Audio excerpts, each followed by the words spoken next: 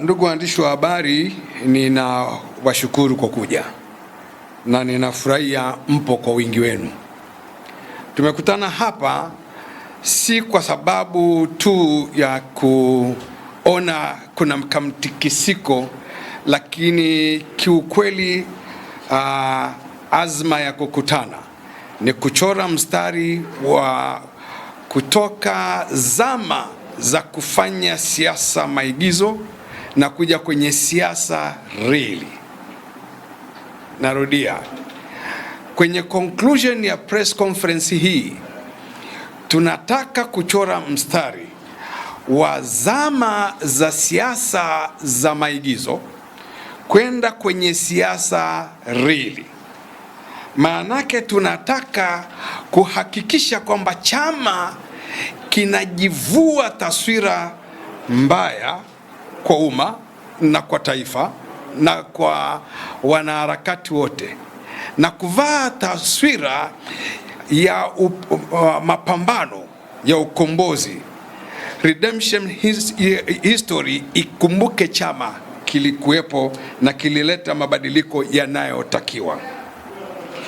Sitakwenda sana kwenye historia, ingawa press conference iliyofanywa na makatibu wanne wa mikoa ya Manyara, Morogoro, Njombe na Tabora, ambao kimsingi makatibu hawa hawakutumwa na katibu yoyote wala hawakutumwa na wao wenyewe. Narudia, makatibu hawa hawakutumwa na makatibu wenzao wowote wa mikoa na wala hawakutumwa na wao wenyewe, hawakujituma. Nitalifafanua katika hatua ya 4 ya press release yangu. Vipengele viwili tu vya kikatiba, yani kwa favor ya umma, sio kwa favor yao, kwa sababu kama ni viongozi lazima wajue katiba. Sasa hawa wanakosea kucite katiba, ndugu zetu hawa ambao ninaheshimu sana kazi zao na kujituma kwao na sadaka walioitoa ndani ya chama na ndani ya harakati. Lakini vipengele hivi vichache viwili ninaomba upe umma favor ya kuvijua. Ndugu zetu hawa walisimama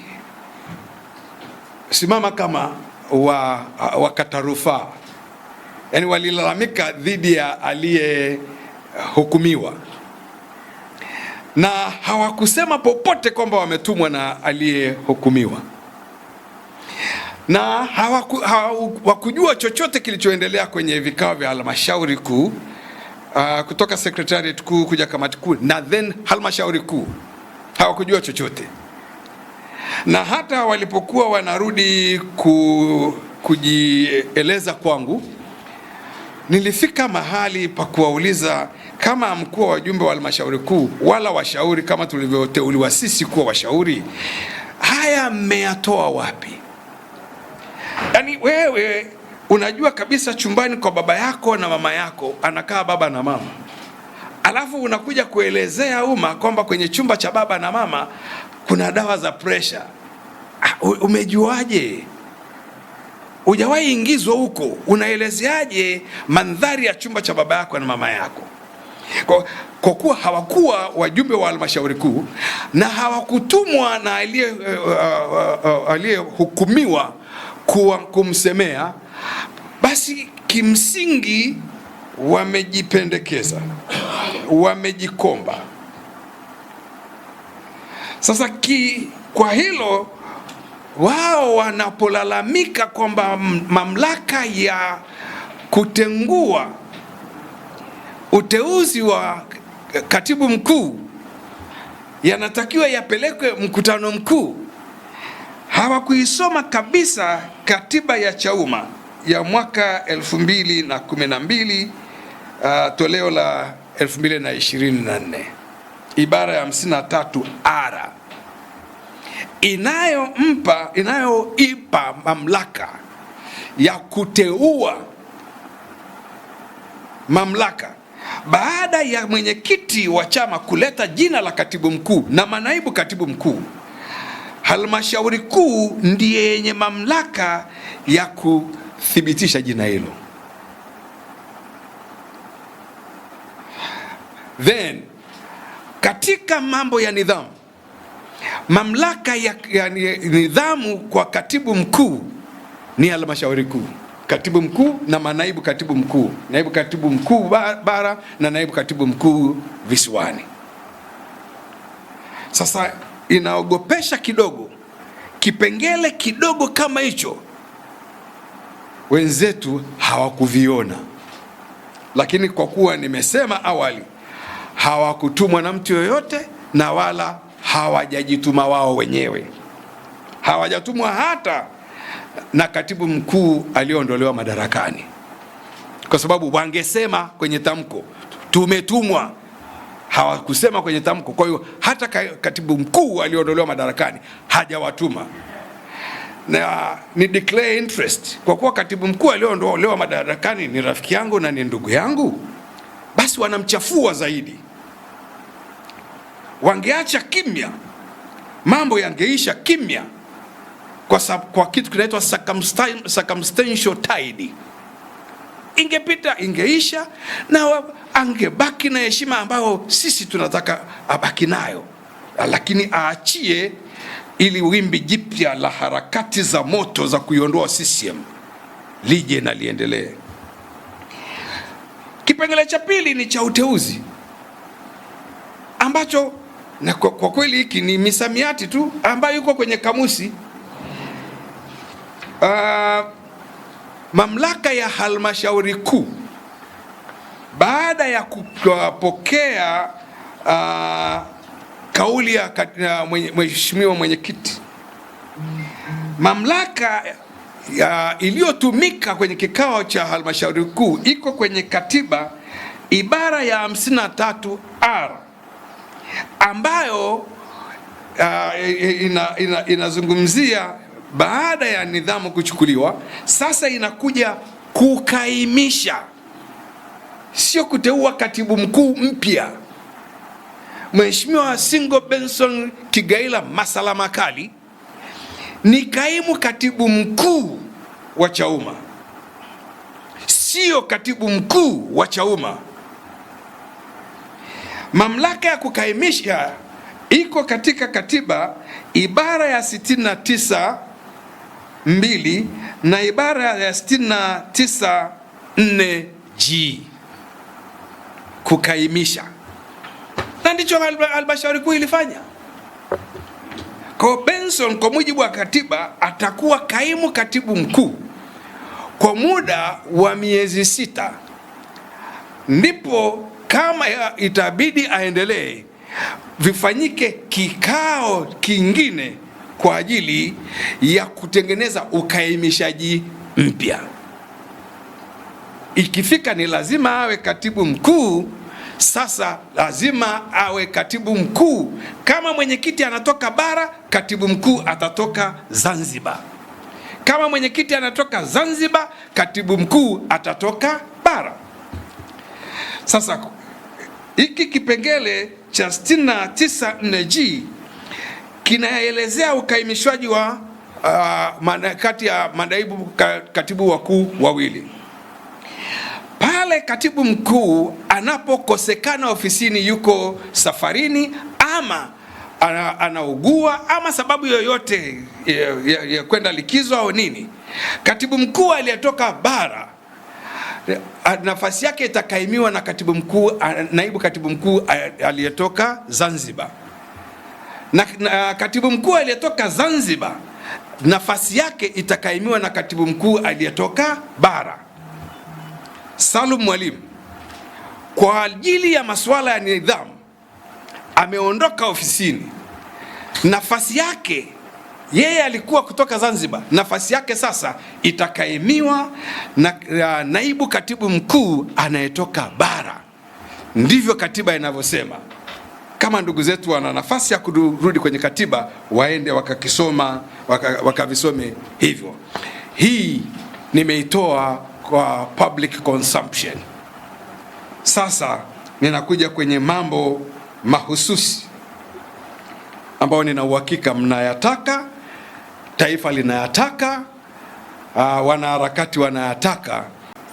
Baada ya kuona yaliyotokea, najua sisi makatibu wa mikoa kwa pamoja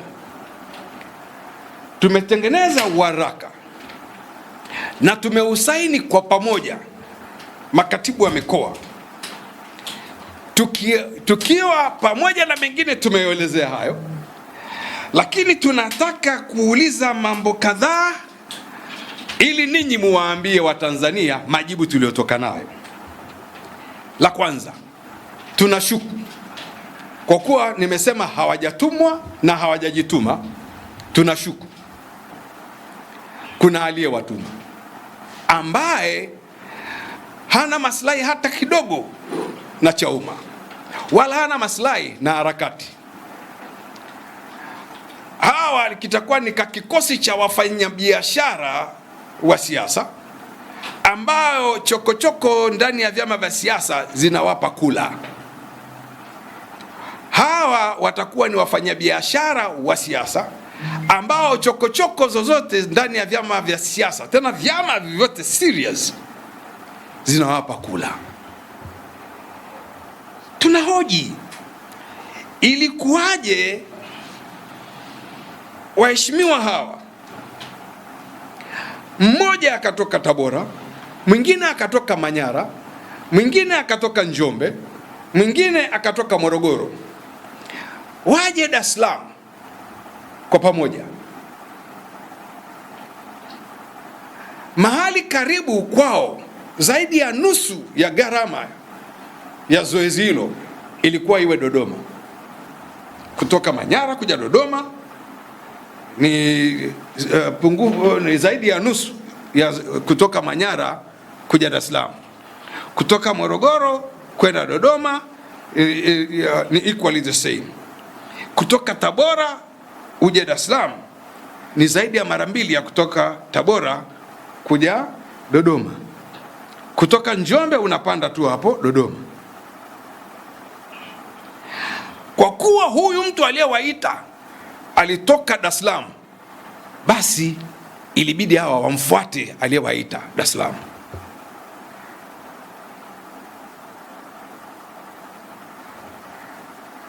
Hawa watu walijuaje Landmark? Wote wanatoka mikoani, Landmark hoteli. Kwa hiyo mwandaaji wa press ndiye aliyeandaa kikao Landmark Hotel. Kama vikao vingine vyote vya chama wanagharamikiwa, kama kwenye mikoa yao wameshindwa kufanya mkutano mmoja wa hadhara wa PA ya shilingi 1,500,000, wakaingia gharama eti ya kukodisha ukumbi Landmark Hotel, kuita press conference, kufanya na kusafiri, na tena mmoja wao alipigiwa simu na tuna taarifa zote za mazungumzo, akasema tumeitwa kwa dharura. Huo udharura ulikuwaje kama hawakuja kutimiza malengo na masharti ya aliyewaita? Kwa hiyo conclusion kwenye maandalizi ya press conference, sisi makatibu wa mikoa tumejiridhisha hii ni uchokonozi, kwamba hawa wanaofanya hii biashara wanachotaka ni kuchokonoa ili sisi tujibu kwa vipengele vya katiba, tujibu kwa matukio ilikuwaje, na wao wapate next step, wapeleke tena kwa mtoa pesa ambaye lengo lake ni kuharibu kabisa harakati, wamwambie sasa tunakwenda tena kumjibu Bazilema, kwanza kikatiba hiki kimekaa vile na vile na vile. Lakini tunasema huu uchokonozi sio dhidi ya Chauma wala sio dhidi ya Chadema. Huu uchokonozi ni dhidi ya maslahi na damu za Watanzania. Huu uchokonozi unaonyesha jinsi ambavyo wanaoutengeneza na wanaotekeleza hawaheshimu kwamba kuna watu wanaitwa Watanzania, kuna watu wanaitwa Watanganyika, Tunalia kwa damu zilizomwagika mwaka jana kwenye uchaguzi mkuu. Huu uchokonozi hawajui kabisa kwamba kuna damu za watu wetu waliokufa. Hawajui, hawakuzika. Sisi tuliozika ndo tunawalia. Huu uchokonozi ni wa watu ambao wanakanyaga maiti za watu wetu waliokufa ili tu matumbo yao yashibe. Huu uchokonozi tunauangalia kama kitu cha mzaha. Hii ni mchezo mpya unaibuka Tanzania, ambapo mtu bila aibu anatengeneza project ya kula pesa za siasa, alafu anakuja kufanya mizaha inayohusu maisha ya watu wetu, vijana wetu, mama zetu, baba zetu, kaka zetu, watoto wetu na vizazi vijavyo. Watoto wetu watakuja kufuata makaburi yetu, watayachapa viboko. Aibu tunazofanya. Kwa nini usifanye biashara ya maembe? Unafanya biashara ya damu za wenzako.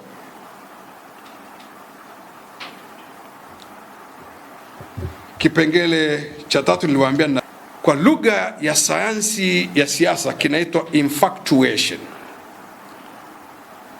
Infatuation manake ni ufanyaji wa mambo ambapo wasema ukweli ni waongo na wasema ukweli ni wasema ukweli ni waongo na wasema uongo ni wa kweli. Hiyo tunapoifanya inversion. Je, Tanzania tumefikia mahali mtu akisema ukweli ni muongo na ni adui? Tumefika mahali mtu akisema uongo ni shujaa? Perhaps.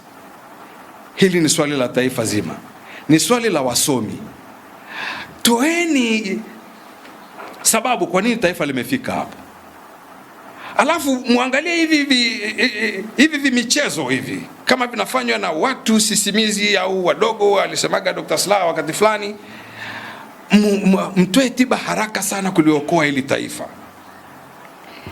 Kwenye infatuation hii mimi nawauliza wale wakubwa waliokutana Landmark Hotel, ambao mimi na wenzangu tunasema wanatekeleza operation humu ndani ya chama, wanatekeleza operation, ni maneno yangu sio ya chama, wanatekeleza operation inaitwa Operation Dodoki, yani kusafishana. Dodoki kazi yake kusafisha, sasa inaitwa Operation Dodoki.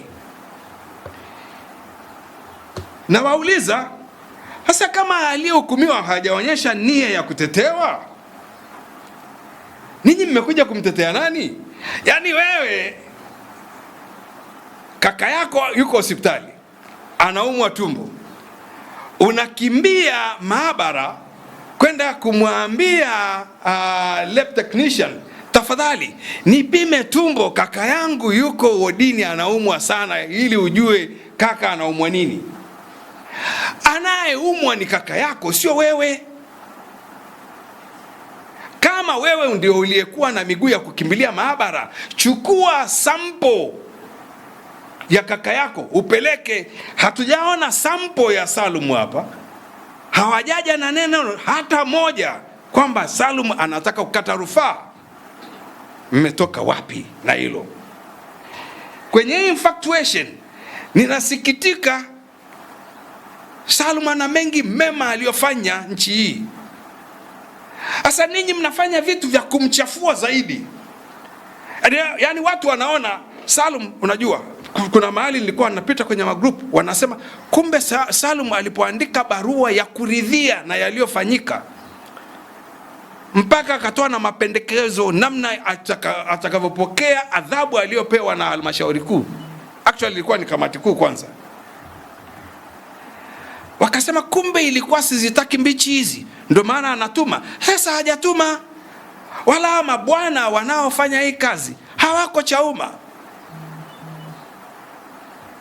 Mnamchafua ndugu yetu zaidi ya kumsafisha.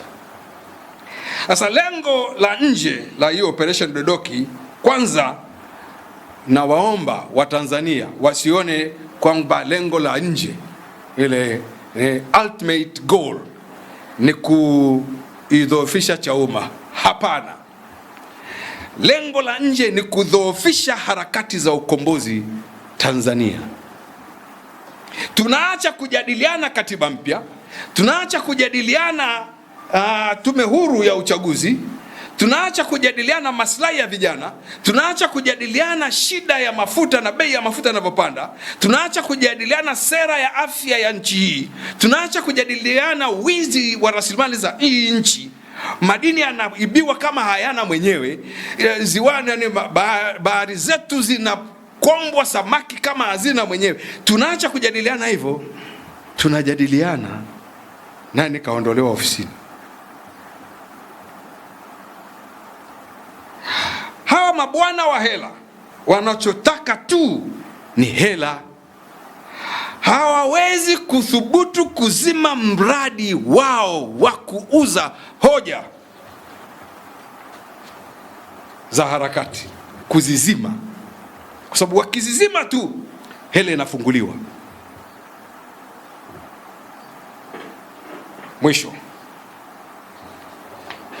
Mwisho unaitwa mchoro wa mstari, end line draw, mchoro wa msitari. La kwanza, tunachora mstari tukiwa tunajua nani aliandika lile andiko, tunajua nani alikuwepo landmark pale kwa ajili ya kusimamia kila kitu, tunajua waliwalipa shilingi ngapi, tunajua kila kitu.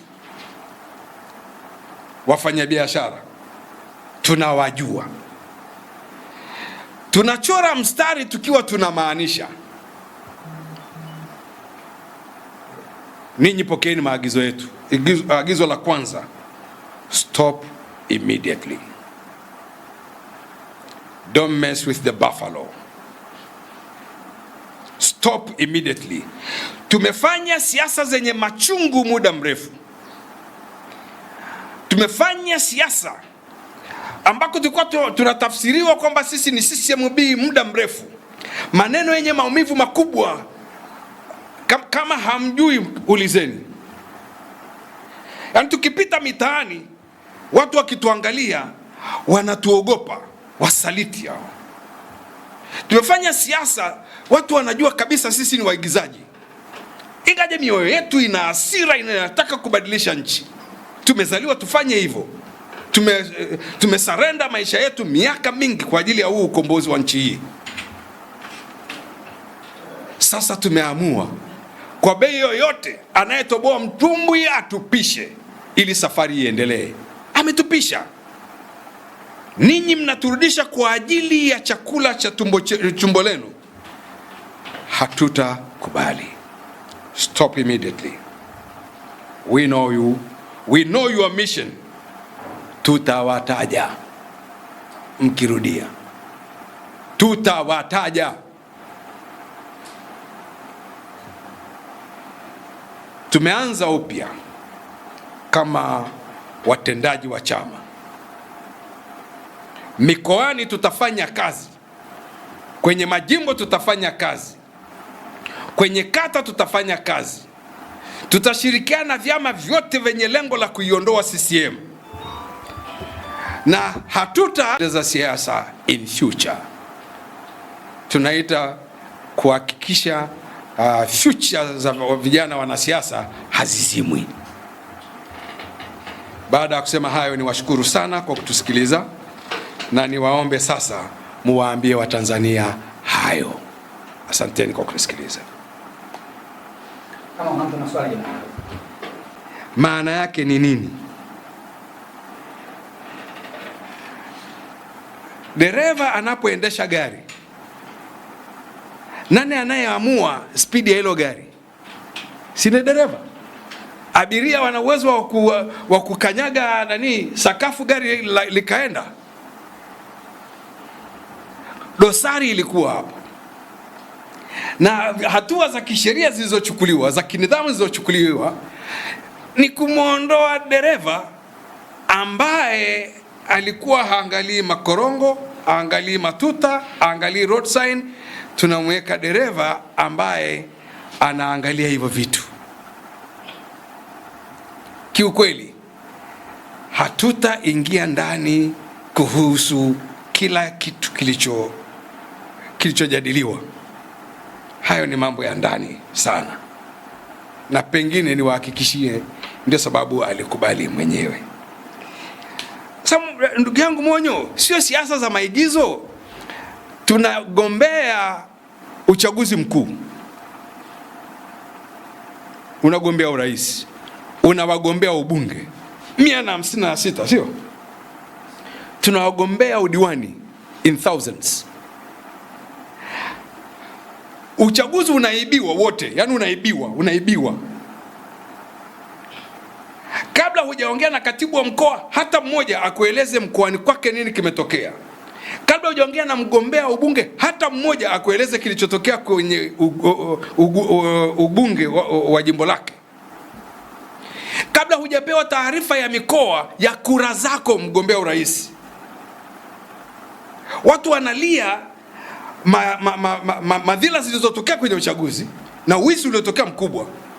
Tunakuona haraka kwenye kamera karibu kabisa na mama, umeenda kusaini matokeo. Tunakuona haraka kwenye maficho, meenda kuapisha Mheshimiwa Rais. Hakuna script inayoogopesha kama hiyo. Na vidonda walivyo navyo viongozi huko nyuma, ambao tukiingia kanisani Monyo, hata kama ni semina ndoa umeingia, katibu wa mkoa akiingia Bazilema, ambaye tulikuwa tukiingia enzi hizo tunashangiliwa, ukiingia kanisani wanabadilisha maombi, wanaanza kukemea roho ya usaliti. We cannot allow that to continue. Bwana Monyo, umesema tunazungumza ili wazungumze. Yani wao wamezungumza ili tuzungumze. Hapa hatujaja kuzungumza, tumekuja kuchora mstari. Athubutu mtu kufanya tena uchafu huu dhidi ya Chauma, tutamtapikia majeraha tulionayo toka tulipoitwa CCMB mpaka leo. Athubutu, yeye athubutu tu, na ajiandae kwa gharama za mapigo tutakao yapeleka. Wala hatutishi. Nimekaa kwenye harakati toka mwaka 95. Nilikuwa natafuta ni lini nikiingia getini Ikulu hawaniulizi wewe ni nani. Bado miaka michache hapa nakimbilia 60 alafu nife. Alafu sijaingia Ikulu, nikafungua birika nikanywa kahawa ninavyotaka mwenyewe, alafu nikasema kilimo Tanzania kifanywe hivi, elimu Tanzania ifanywe hivi, alafu sasa Mungu mruhusu mtumishi wako aondoke kwa amani kwa sababu ya biashara ya watu kama hawa. It is time to draw a red line. Bwana Chua, umeuliza ni nani hao walikuwa Landmark Hotel. Sisi ni makatibu wa mikoa, sio kikosi cha upelelezi cha chama. Tunakutajia makatibu wa mikoa waliokuwa Landmark Hotel. Wa kwanza ni katibu wa mkoa wa Morogoro, wa pili ni katibu wa mkoa wa Tabora, wa tatu ni katibu wa mkoa wa Manyara, na wa nne ni katibu wa mkoa wa Njombe. Bahati mbaya, makatibu hawa wa mikoa hii wote wenye viti wao walikuwa kwenye kikao cha halmashauri kuu na walipiga kura ya kutokuwa na imani na Mheshimiwa katibu mkuu aliondoka madarakani Salum Mwalimu. Hatujaambiwa na makatibu wakuu, makatibu wa mikoa ni saa ngapi wameenda kutengua maamuzi yaliyofanywa na mabosi wao wa mikoa. Yani wao baba zao wameamua, wao wanakuja wanasema, baba tafadhali hayo ulioamua sio yetu. Bwana Chua, umesema siasa zinaelekea kukosa uhakika. That is very true. Na sababu ni tatu tu. Sababu ya kwanza ni mfumo wa siasa za Tanzania hauruhusu mtu mkweli aonekane wala ukweli wake uonekane. Ukiwa chama chochote Ukiwa chawa Tanzania, unakuwa na nafasi kubwa zaidi ya kutambulika, kuheshimiwa, kuthaminiwa na kula. Ukiwa mkosoaji wa haki wa ukweli Tanzania, ukiwa plana, ukiwa programa, Tanzania imekula kwako. Iko kule CCM ndio ngazi yao, ndo jiwe lao, na mama wa hizi siasa ni Chama cha Mapinduzi, na hiyo ndo sababu lazima ikiondoke. Vyama vya upinzani, bahati mbaya sana, itabidi tuandike hili somo. Nafikiri bahati mbaya sana vyama vya upinzani vilazimika kufanya siasa zao kwa mapenzi ya CCM. CCM ikikataa msifanye hiki, hamfanyi. CCM ikisema mfanye hiki, mtafanya. Ndio maana ukipitiliza joto kidogo, wanatuma polisi. Uking'ang'ania, wanatuma magereza. Kila step wao wanajua jinsi ya kuzima joto lako. Humu ndani, ndugu yangu Monyo, siasa zimejaa unafiki. Tumeamua tuchore mstari. Anayetaka kwenda na sisi aje, tutaenda naye. Hata tukibaki wachache sana, lakini kwa ajili ya Mungu na taifa la Tanzania, tutaendelea, tutasonga mbele. Kuna ambao walikuwa wanafikiri juzi tulikuwa tunatania. Hatukuwa tunatania. Siasa za majina hatuzitaki tena. Tunataka siasa za vitendo. Umetuuliza gari iko wapi? Gari tumewashachukuaga. Yule ndugu yako wa Guardian ajaja, nilimfafanulia baada ya kuona ile capture yake. Mimi nilikuwa nakufundisha vifaa vya uchaguzi vinavyotolewa na tume baada ya uchaguzi vinatakiwa vifanye ama jambo moja, kurudishwa tume, ama kibaki kwenye chama kwa maelekezo ya tume hiyo hiyo. Nilikufundisha hicho. Sasa wewe umechukua kipande kwamba endapo kimebaki kwenye chama na tume haijaridhia, basi chama kijue, vinginevyo mtu akibaki nacho yeye peke yake, huo ni ubadhirifu. Ndugu yangu akachukua hicho kipande peke yake akaondoka nacho.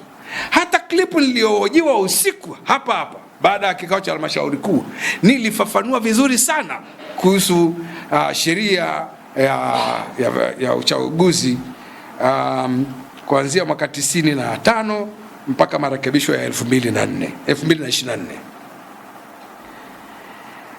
Ya kwangu ni yapi na ya chama ni yapi? Ya kwangu, sasa umakini hapa, kwa maana lazima mkumbuke mnaongea na mwalimu. Ya kwangu ni yote yanayohusu chama, utendaji wa makatibu wa mikoa. Image ya chama, kila nilichokisema kuhusu image ya chama, hata kama kamati kuu haijasema,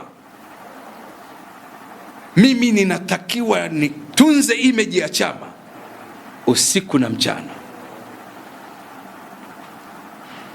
Mwenye daftari la wanachama kwenye mkoa ni katibu wa mkoa.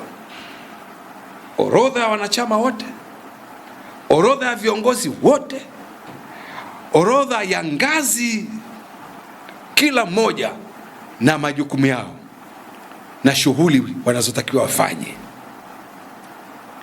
Hatua za chini zote za kutunza image ya chama zinafanywa na katibu wa mkoa. Kwa pale inakohusu image ya chama, kwa damu, kwa jasho na machozi, katibu wa mkoa lazima afanye. Ya chama ambayo Bwana Monyo umeyataka, ameuliza Pawa Lufunga, ambaye anauliza kuhusu siasa ni kaa la moto kwa vyama vya siasa. Je, mtafanya nini? Hilo ndilo swali kubwa zaidi linalohusu chama. Fadhili wa Jambo TV, ingawaje maiki yako imekaa chini, lakini ipo na nimetamka ili ijulikane ipo. Mwenyekiti wa makatibu chama kina kaimu katibu mkuu, tuonyeshe mstari between you two. Bosi wangu ni katibu mkuu, ninatekeleza majukumu yangu kwa maagizo na maelekezo ya katibu mkuu. Yani sio mstari, yani katibu mkuu ndiye bosi wangu, ndiye muajiri wa makatibu. Neza uwezekano wa kuwepo transparency, uwazi, accountability, uwajibikaji, as long as mifumo imetengeneza hicho. Hizo pesa hata ziwe kubwa na nyingi kiasi gani, watu wenye kifua watakuwa na nguvu ya kudai na kuhoji, na mifumo itakuwa na ulazimishaji kwa wanaohojiwa kujibu. Mifumo yetu hailazimishi wanaohojiwa kujibu, na pia mifumo yetu ni hatari kuhoji ufisadi. Mtafanyaje ili chama kisiumbishwe? Chama lazima kiwe na jukwaa la kukemea uovu bila uoga. Ndilo tatizo liloko kwenye vyama vyote Tanzania. Sisi tumeamua, tunalo, na tutakemea bila kupepesa macho. La pili, kwenye hili jukwaa, sisi binafsi kama watunzaji wa brandi ya chama na usafi wa chama, tunakishauri kamati kuu, na nina uhakika Elia unaliandika vizuri hili, na mimi ninamalizia hilo andiko, kushauri kamati kuu ijihakikishie mifumo ya fedha yenye sifa zifuatazo: inayofahamika, known, inayohakikika, provable, iliyothibitishwa, authenticated, inayokagulika. Yani sisi tukague kiasi ambacho CAG mwenyewe akashangae. Na mwisho, inayowajibisha.